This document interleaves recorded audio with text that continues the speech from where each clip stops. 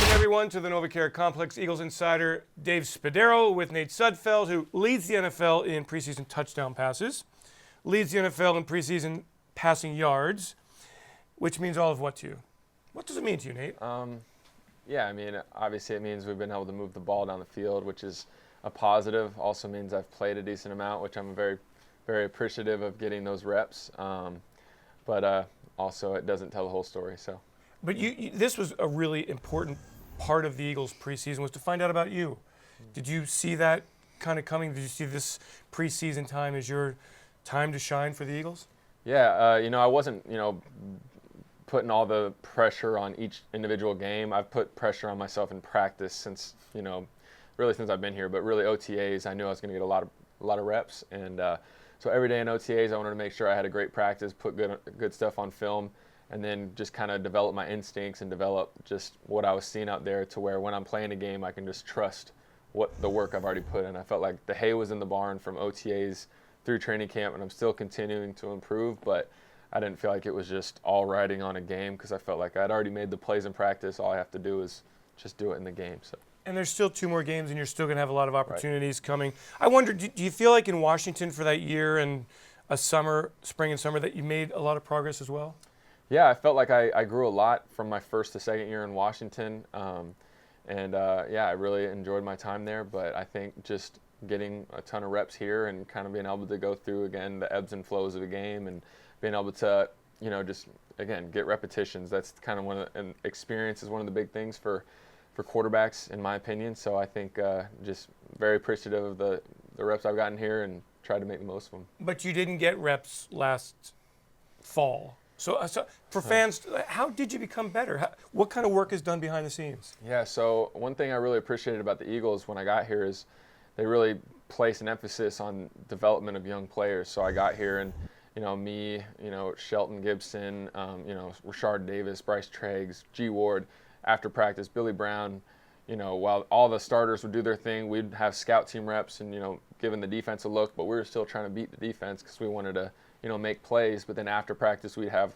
10 to 20 minutes of developmental work. And then after that, the receivers and I would make sure we get some routes in that we wanted to work on. So it was cool because, Gibby and I had worked on that go ball, a lot of times, and then able to hit it the past 2 games has been, really rewarding. But the Eagles gave me every resource to improve, and really, and that was really big for me. So just, again, having those resources, having people to reach out to improve in different areas really helped me a lot. Were they hard on you? Was Flip hard on you and Press hard on you? Yeah, absolutely. I mean, in a good way. They coached me hard, which I wanted. One of my things, I think a lot of really good players, they want to be coached. They don't want to just say, all right, you just do your thing. I think, Flip did a great job of every day being on top of my, fundamentals, being on top of my decision making, my processing. What am I seeing? What am I studying? Making sure I was getting ready to play every single day. So just kind of having them on top of, all my details and stuff really helped me. You're the pride of Indiana, University of Indiana, breaking the hearts of all those Antoine Randall L fans. Is it less developmental? Is it more of the better talent wins out in college, do you think? A little bit. I think it depends on the place you go. I really enjoyed my time at Indiana, obviously. And I thought they did a great job developing, but I was going to redshirt my first year, but an injury happened, so I got thrown into the fire pretty early as a freshman. So I think development and physically kind of halted a little bit, but I got to play, so I got a lot of experience, which helped too. But I think also I was just always kind of young, kind of a later developer, and I think every year I've gotten a lot better, since I've played football. So hopefully I can keep that trend going. How'd you go from Modesto, California to Indiana?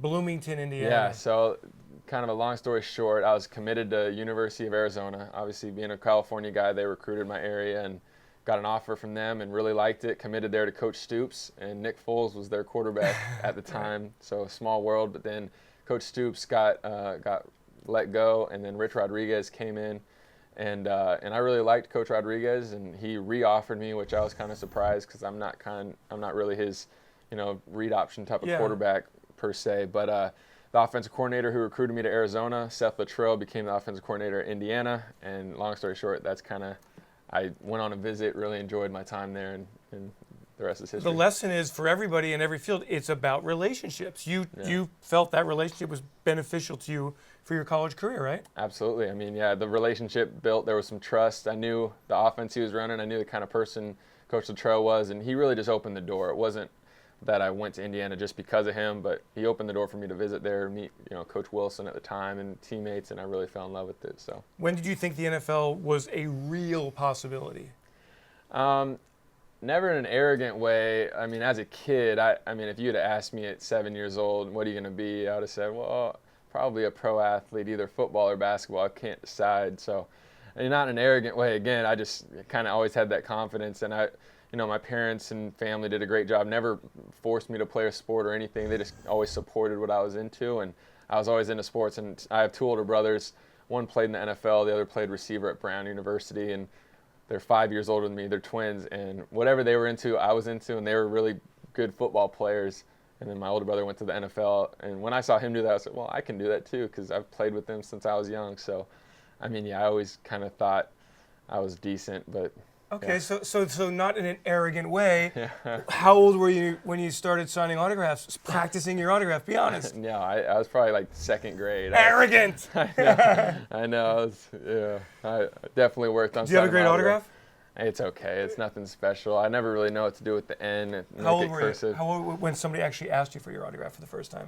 So I remember I was at church one time when I was young, and I think I was probably in like junior high, and my brothers were big deals. They were like the star high school guys who were going to play college football.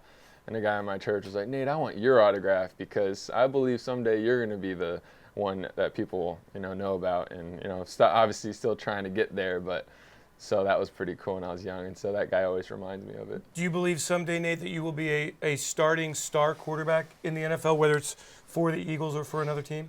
I think that's every quarterback's dream, and I have a lot of confidence in myself and in my ability.